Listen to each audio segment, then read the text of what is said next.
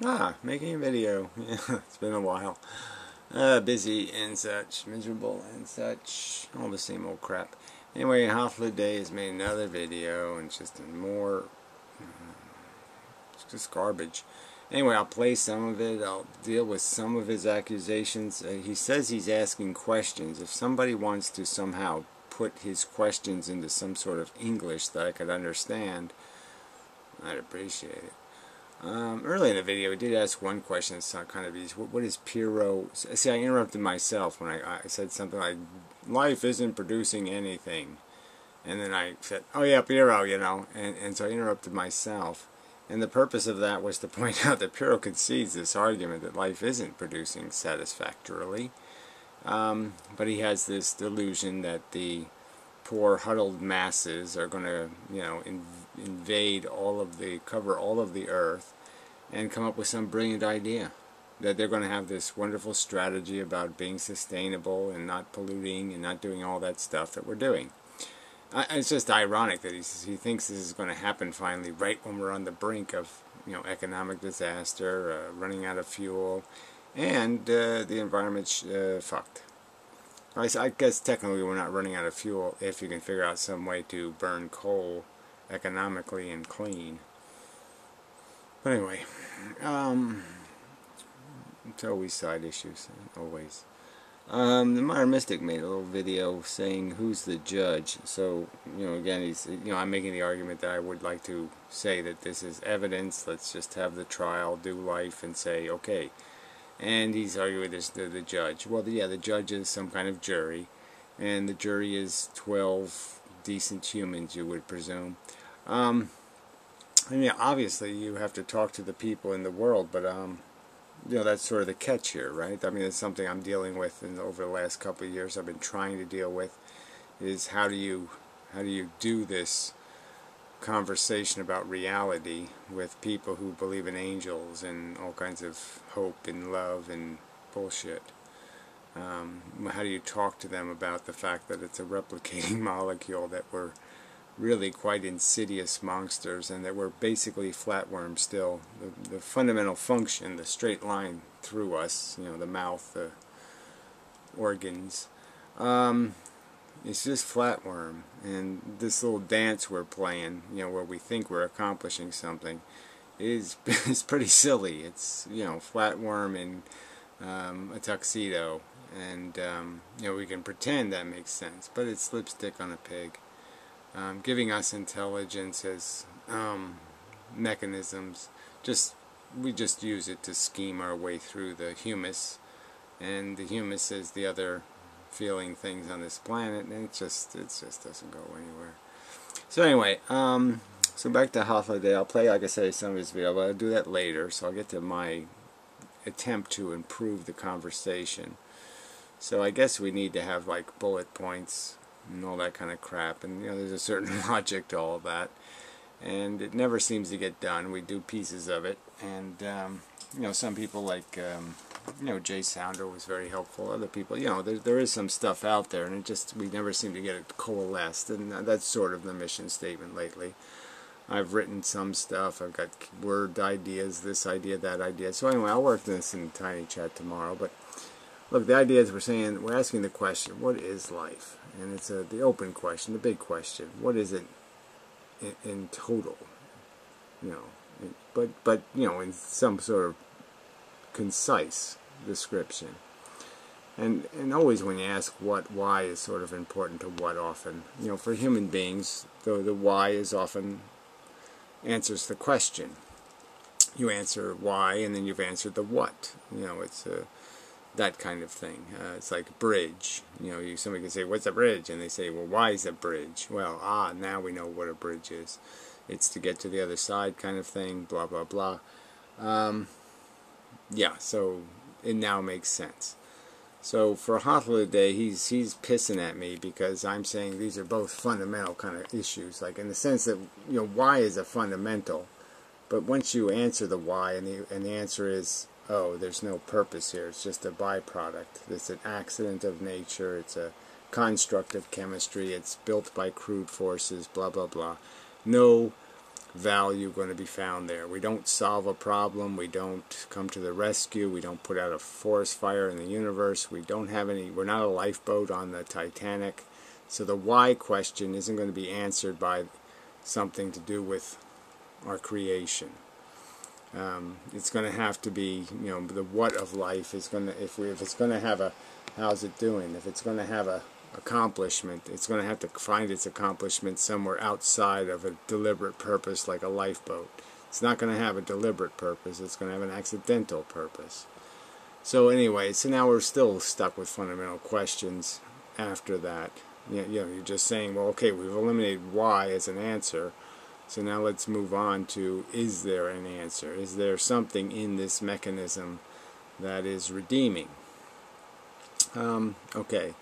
So I guess for what I made clear in our conversations, and I've certainly made clear to anybody listening probably, is that it is my contention that, I'll just say it, the ability to sense, to feel and think, and then the feeling variety, so that's what life is. The feeling variety creates a value, good, bad, condition through consciousness. So the feeling variety of life, the percentage of life that feels, the constituent of life that feels, creates value when it experiences. When it has an experience, it creates value. The value goes into the value ether, so to speak, and it's registered, so to speak. It happens. It's a happening. It's not a non-happening, it's a real happening. It's an event. And as all events, it's recorded, so to speak. It's recordable, it's noticeable, it's recognizable. And that's sort of the origin of ethics. Ethics is the math. And I say it down here. Ethics is the math of value exchanges. And the value being exchanged is experience. We're exchanging experiences with each other. Right? Isn't that what it basically comes down to? And the idea is to make good exchanges, fair exchanges first, and productive exchanges first and secondly.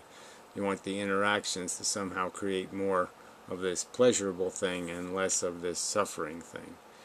The good and the bad. Unfortunately, part of this conversation will get down to this idea of, where is it? Not correcting for a pre-existing negative condition. Well, unfortunately, life ends up just doing that. So, it's in here somewhere. Weapons, well, I should just read these in order. But it doesn't really matter, right? No, it's got to be here. Of course, what value produced versus value consumed. Yeah, it's in bold. That's why I missed it, right? All right. So here, once we, I'm establishing that this is my origins of value, and it's derived as the understanding of the fact that experience has value is just through the fact that I have a consciousness. I know these sensations, and I know there's nothing else going on. Everything we value, diamonds, gold, anything you can name in the universe can only have value because it can somehow affect, in a positive or negative way, a feeling organism. All value is derived through creating these experiences. And clearly we can have experience. This is where we get into more complex ethics. Clearly we can have experience. We can have comfort very efficiently or very inefficiently. So, one of the question mark issues would be, we could almost say it in terms of high maintenance versus low maintenance. That it would be better to gain your gratification or satisfaction at as low a cost to the environment and other people as possible. It's good not to need to eat other people, let's say, and it's good not to need to rape other people or molest children or do all the other stuff that some people need to do to be happy. It's better if you're so constructed, programmed, that you can live your life and be content at low damage. You don't need to damage too much shit to get what you need to say, I am comfortable enough. So anyway, the key phrase was just comforting self-created discomfort would be a zero sum. So if all you're doing is comforting discomforts that your existence is creating, or existence is creating, that's not an accomplishment. You can't clean up the mess you made. You got to clean up some better mess, or you have to create some greater good. But it's not in here. But clearly, part of one of the arguments I'm making is that the fundamental nature of this device is that it can't really create a perfect good. Good isolated from first creating a need for it, a hunger for it, a desire for it. Some kind of deprivation mechanism, some sort of discomfort, some sort of tension. You have to, stretch the rubber band before it can go back kind of argument, and that's a real doom to making us profitable, because clearly we have to go down into the ground to come out of the ground. And that, I think, is an apt metaphor, that we're born pretty much in a dungeon, and we just spend our lives trying to swim to the surface through the muck and the mire and the swamp, trying to do it damaging as few people as possible to gain a few gulps of gratifying air. I think it's an apt metaphor. So a lot of these metaphors will just describe the fact that this is the unfortunate circumstances, that we'll never fly.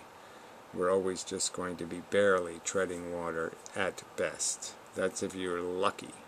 If you're unlucky, you're going to be nailed to the wall in the nastiest dungeon imaginable. And I certainly wouldn't risk that happening to me. Why would I risk it happening to somebody else? Simple logic, actually.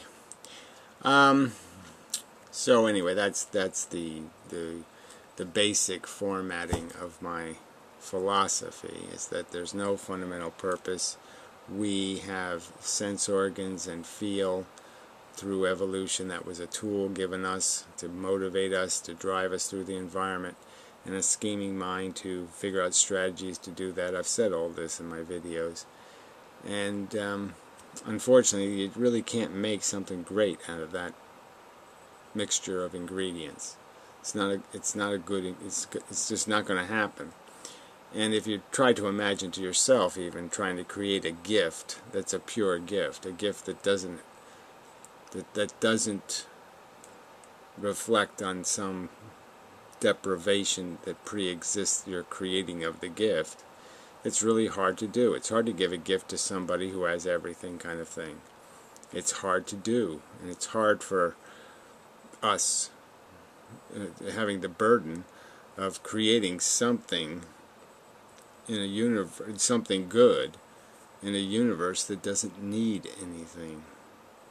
It's a real challenge, and I don't think we've come even close to manufacturing something in our civilization, and certainly the biosphere in general, that could be called success. We did it. We found the great thing, and we're doing the great thing, and we're doing it so profitably that it's a great thing. In and of itself, great. It's not great.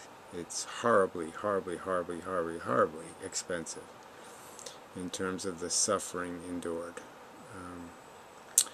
So anyway, where's this to go? So yeah, as pointed out, I mean, there's not much I can do in terms of saying that, okay, look, I can describe to you all the ways that it is true, these things are true, okay, and I can describe lots of metaphors, and I can tell you that this is our circumstance, and it's dire and horrid. You don't believe it, that's your prerogative. I'm just saying you're not going to, you have to come up with a rational argument to explain why any of these proposed hypotheses are not accurate. I mean, I'm just saying, if you're going to tell me that value, the sensations we feel, are not already the origins of value, in the sense that the way people behave, they certainly are indicating that's how value is derived, is based on how they feel. They're certainly paying for a good time, so I think it's a pretty hard argument to make that that's not the driving force. The experience is what people are after. They're trying to maximize the comfortable experience and minimize the negative, uncomfortable experience. It seems quite obvious. And I'm saying, yes, that's the universal here. That's where the value actually is. It's not just a projection of value, it's a recognition of value. So anyway, let's just do a quick rundown of just some of this. Like I said, this will have to be cleaned up. So you could say, what is life? Okay, so life, it's a rare configuration of matter. So I think that's, at best, we can say it's rare. It might be the only one, but it's at minimum rare, or very rare. An experiment being conducted by the universe. I think that's a reasonable way to put it. It's something that doesn't happen often. It's happening, and it will or will not succeed. I think inevitably it will just end. But anyway, it'll be eradicated. Replicating chemistry capable of evolution. So I think that's the technical description of a living thing. There are things that replicate. There's chemistry that, crystals or something else that have a form of reproduction, in the sense they cause another crystal to be formed by their configuration. But this replication and the idea of something reproducing is conceivable. But the real game is the evolving part, the fact that it can mutate and that it can change over time is fundamental to what we call life. Weapon, tool, equipped survival reproducing machines. So these are always the tricky part of using words. So a tool or a weapon kind of depends on how you want to look at it, but it's the same thing. So let's just say tool, equipped. Survival reproducing machines. Yeah, well, the tools are intended to create short-term and long-term survival through the mechanism of reproduction. So you won't survive, you will die, but the idea is that your model will survive through your reproduction. Hopefully your model enhanced a little, if you're lucky. Obviously 99.999% of reproduction ends up being an inferior model, and it is destroyed. Ability to sense, feel, and think. Reflexive. The reflexive thing is so important.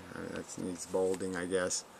That these attributes are all intended to create some sort of reaction in the world, conducive to survival, and it's all reflexes in a sense. Feelings are certainly a reflexive a response to conditions, and then thinking is pretty much the same thing too. The concepts are learned, they're associated in a model inside our brain, and the model runs and creates a reflexive thought through association.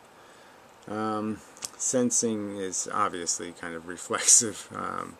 You feel for the vibrations, the material impacts you can detect from the world to figure out what the world is doing and respond to it.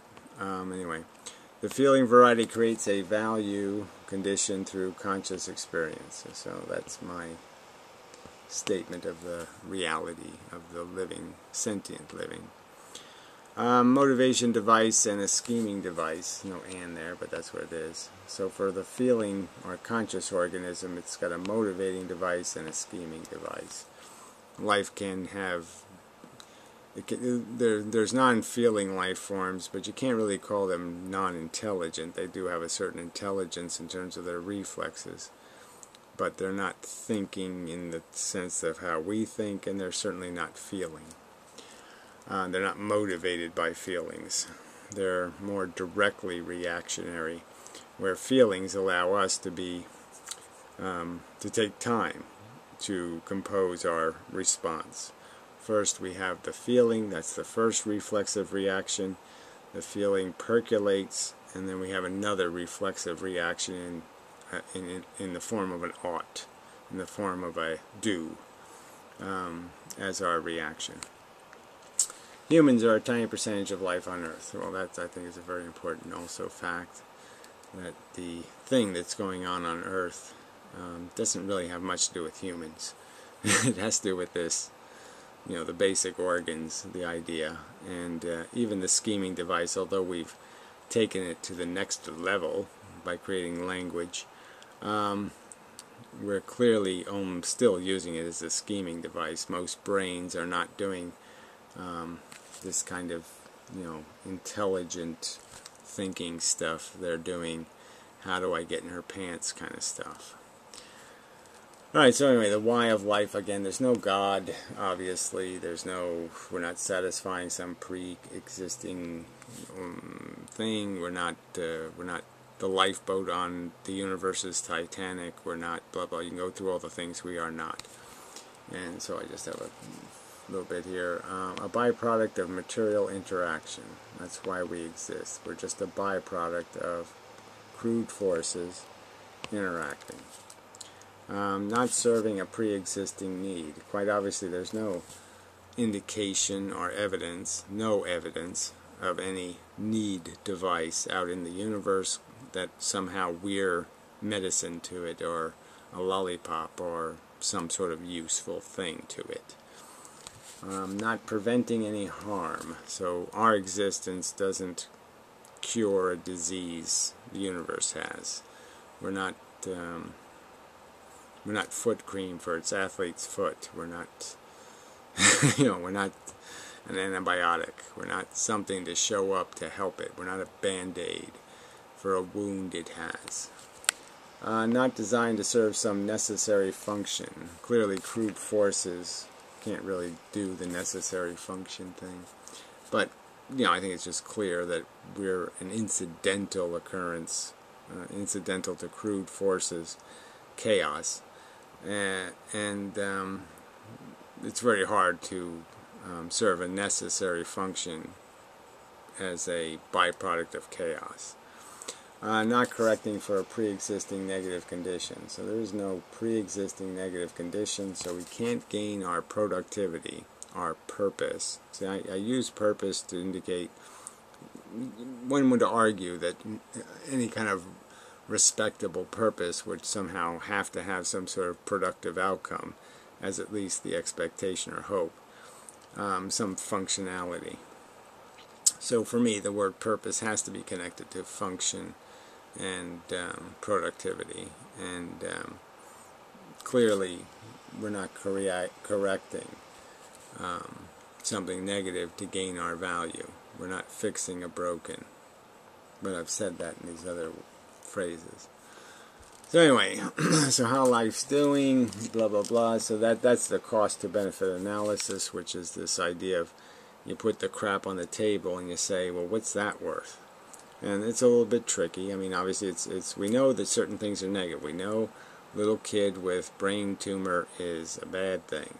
We don't know exactly how bad it is, how many kids with brain tumors equals how many kids with, crooked feet. These are really difficult to do, but we do know the bad ones and we know the good ones. And we certainly can do that much categorization. And we certainly know some proportion. We know it's more than 10 or more than 100 would be the answer. What value produced versus value consumed. So that's really what's happening here as the game is played, as I metaphored and explained to Hoffladay many, many times. We're playing the game, and pieces are removed from the board, and there's a price to be paid for that removal. There's attrition in this living process. 10,000 baby sea turtles, just as sentient as their mother, pecked to death to create one surviving mature turtle. It doesn't seem like that kind of attrition number can be reasonably accepted. You'll kill 10,000 things to save one so it can lay some eggs so you can do it again? That doesn't sound too good. Just comforting self-created discomfort would be zero sum, so I would explain that.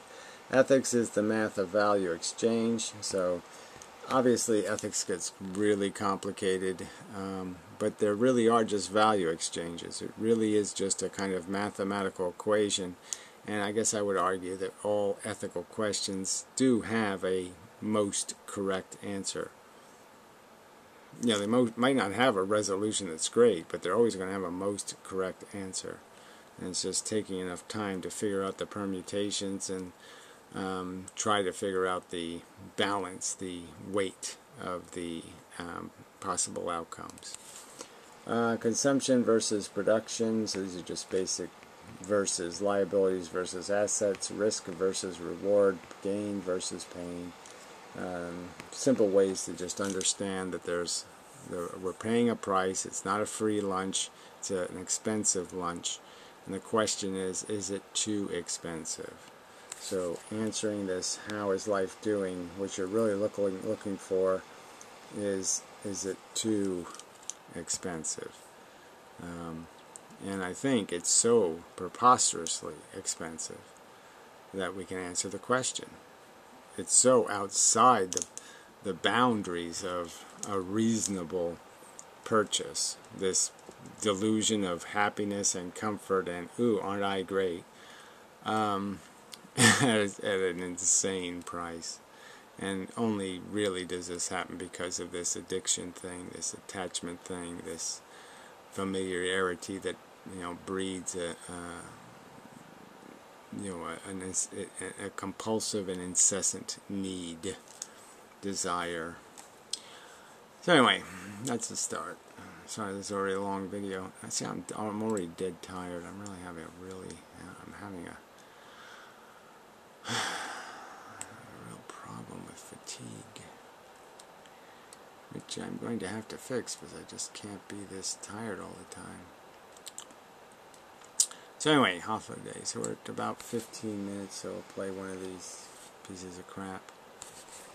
You can see that that value system precedes the idea and the problematic nature in your mind of evolution and, you know, life. Well, I concede that it precedes evolution.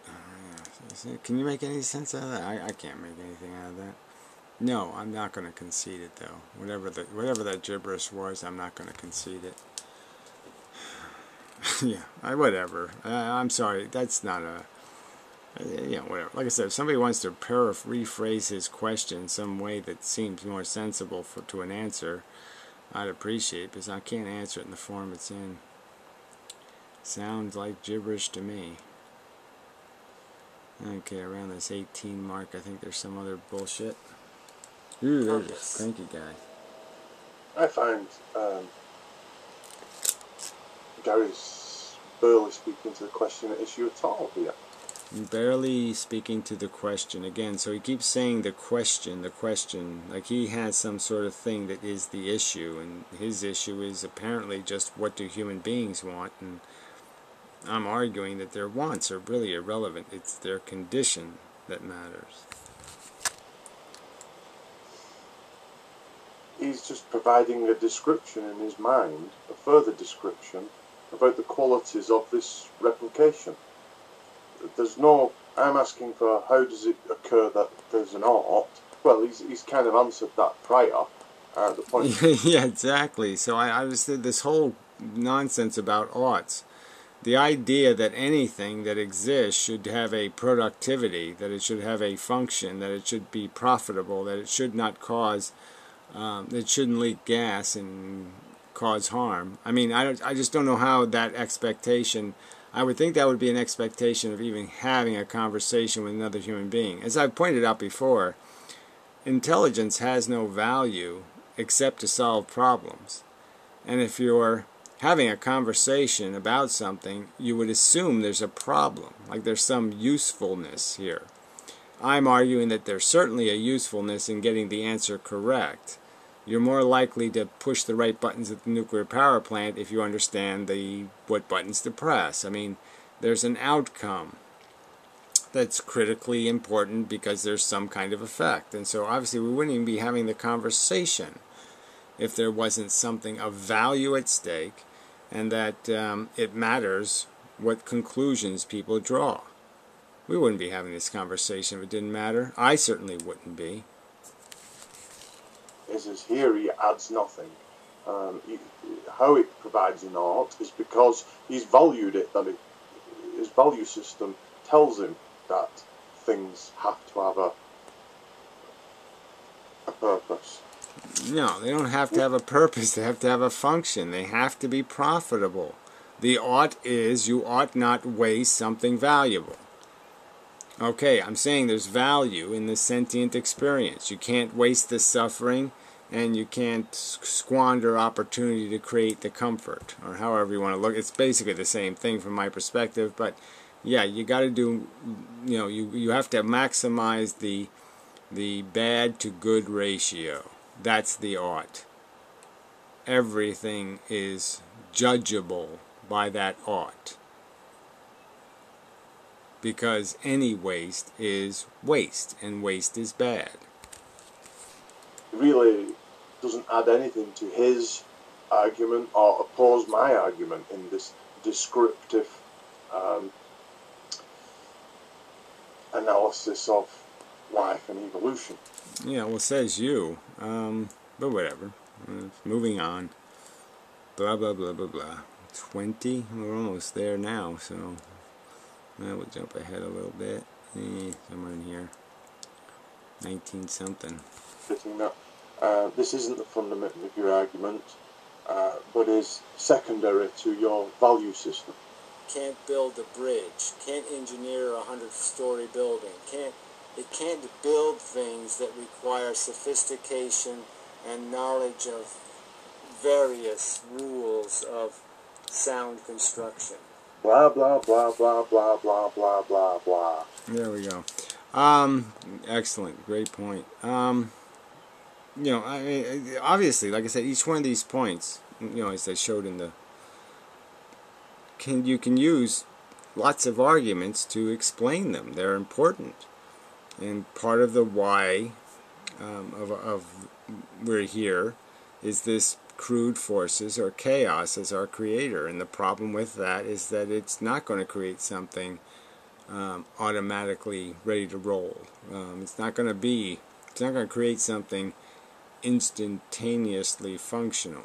And the only way it can acquire any function, as we have, is through 4 billion years of evolution to finally get to a point where we can understand what function is and try to conform our behavior to functionality. And we sort of have done that. We've stopped doing some really dumb things like slavery and beating women and all that kind of crap. But we're a long way from what's necessary to make us productive. It can't do this, it can't do that, it can't do this, it can do this, it does a bit of this, it does a bit of that. Not one iota of discussion of ought and obligation transpiring. I just don't, I didn't know your hang-up was in figuring out that when there's value, that there's automatically obligation. I mean, precious commodities controlled by crude forces. Isn't that the implication there? We had this whole idiotic argument about my use of the word cannibalism. I mean, oughts are written all over these things. Why did you react so hostilely to the word cannibalism if you weren't concerned with the idea that, oh, this looks like it's a violation of reasonable ought? You ought not consume something of the same value to yourself. That you can't be productive if you're destroying things of equal value to yourself. I mean, I think you understood the implication. So let's not pretend we need to explain that ought is automatically a reality as soon as you establish the existence of value. Yeah. You talk about valuing of suffering and pain and such. That is a personal valuation. Okay, so I don't think we need to play too much more of that, right? I mean, right there you have the irony, or the laughable part of the, what the fuck you talking about? It's not a flavor of ice cream. Valuing suffering, okay, is not reasonably avoidable. If you're not valuing suffering, you're broken. Your brain just don't work. That's my contention, okay? Most people, I can prove they value suffering, especially their own. So it's just not something negotiable. And I'm not using the argument from popularity. I'm just saying there's no normally functioning, sentient being that doesn't value, because the very function of this feeling, sensations, are qualitative. They have value written right on them. They come in the flavor, bad and good, and that's it. And there's no confusing it. There's no confusing a bad sensation for a good sensation. I mean, there are some sensations that are just waffly, but I'm just saying when the ones that are on one side of the fence or on the other side of the fence, you're never going to say, oh, I should have put that one on that side of the fence. That's not going to happen. They've been accurately and appropriately assigned with a value declaration by nature itself. Nature established what they are by creating them in such a way as they are so either completely repulsive and repugnant or attractive and desirous. So it's really not negotiable, I don't think. For you to say that I haven't done one iota this and blah blah blah, and that's some sort of something I just made up. That's some sort of subjective declaration of my personal taste that pain be bad. No, it's not. It's visible throughout all sentient life. It just is by fact. Okay, if you call pain chocolate ice cream and you call pleasure vanilla ice cream wins. It's better. Fact. Not subjective opinion. Fact. Everybody experiences that fact. So anyway, I don't want to beat this to death. He makes lots of accusations in the video, blah blah blah. He does more double quote mining, somehow fixes quote mining. I don't know. Just pathetic. Clearly he took my conversations out of context. They're not even from the same videos. Obviously every video has a theme or a subject. So bullshit on the whole thing. And then even this, fear and love, which is quite funny. Because, this is, maybe you're down to getting to something. The completely irrational emotion, bigoted, has no character whatsoever, and the completely fundamentally reasonable emotion. Only people who fall into some sort of phobic category have, fear problems.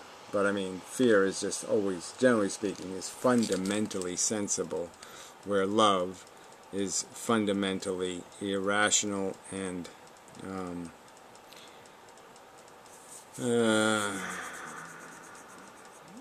it has no logical core.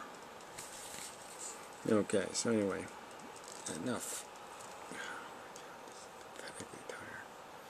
Anyway, till next time.